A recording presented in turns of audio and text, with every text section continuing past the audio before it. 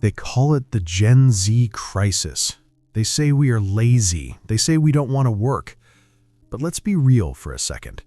It's not that we hate work. It's that we hate the lie. We are waking up in a world that sold us a dream that expired 30 years ago. We are looking at an old culture that values presence over productivity and silence over innovation. You feel it, don't you?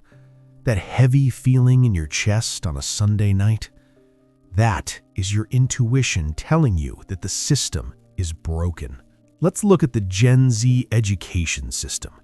For 18 years, we were told to sit still, raise our hands to speak, and memorize facts that we can now Google in 3 seconds.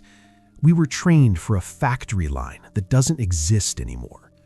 Then they throw us into a sterile office environment with fluorescent lights and gray cubicles and expect us to be grateful.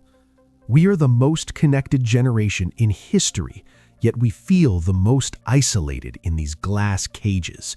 We don't hate the job, we hate the cage. Think about the disconnect between Gen Z and boss. You have management clinging to hierarchies built in the 1980s, demanding blind loyalty for minimum wage. They want us to stay late just to look busy. And what happens when we get home? The Gen Z night routine kicks in. It's not just scrolling, it's revenge bedtime procrastination. We stay up until 3 a.m. stealing back the time that was stolen from us during the day. We sacrifice sleep just to feel like we own a piece of our lives. The world calls our boundaries quiet quitting. We call it survival. The Gen Z habits that the media mocks, the side hustles, the content creation, the digital nomadism, these aren't hobbies. This is us building a life raft while the Titanic of the traditional economy sinks. We saw our parents give everything to companies that replaced them in a heartbeat. We saw the promise of a pension turn into the reality of burnout. We aren't refusing to work. We are refusing to be exploited. We are redefining what Gen Z and leadership looks like. True leadership isn't a corner office. It's empathy. It's mental health awareness. It's understanding that a human being is not a resource to be mined until it's empty. The 9-to-5 structure was built for a time when work was physical and localized. We live in a digital, global, instant world. Trying to force Gen Z into that old box is like trying to run the latest software on a computer from 1995. It crashes. And right now, society is watching the crash. But here is the truth you need to hear. This dissatisfaction, this anger, it is fuel. If you hate the 9-to-5, do not just complain about it, outgrow it. The internet has democratized success. You have a studio in your pocket.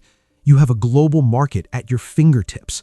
The barrier to entry has never been lower, but the competition has never been higher. You have to trade your Gen Z night routine of doom scrolling for a routine of building. You are the architects of the new world. You are the generation that will kill the toxic office environment and bury the old culture. We are building an economy based on passion, on results, and on freedom. It is scary to step off the path. It is terrifying to tell your family you don't want the safe corporate job. But remember, safety is an illusion. The only safety you have is your own skill, your own mind, and your own relentless drive. So let them call it a crisis. We call it an awakening. Let them say we are difficult. We are just refusing to settle for a life of quiet desperation. You were not born to pay bills and die. You were born to create, to lead, and to change the narrative. The 9-to-5 is dying, and we are the ones holding the shovel. Don't let the fear stop you. Turn that anxiety into action. Your potential is limitless, but only if you take the leap. Join the movement, rewrite the rules. If you are ready to break the mold and build your own empire, make sure you subscribe to Real Gen Z Motivation and hit the bell icon right now. We're in this together. Comment "I am free" below if you are done with the old system. See you in the next video.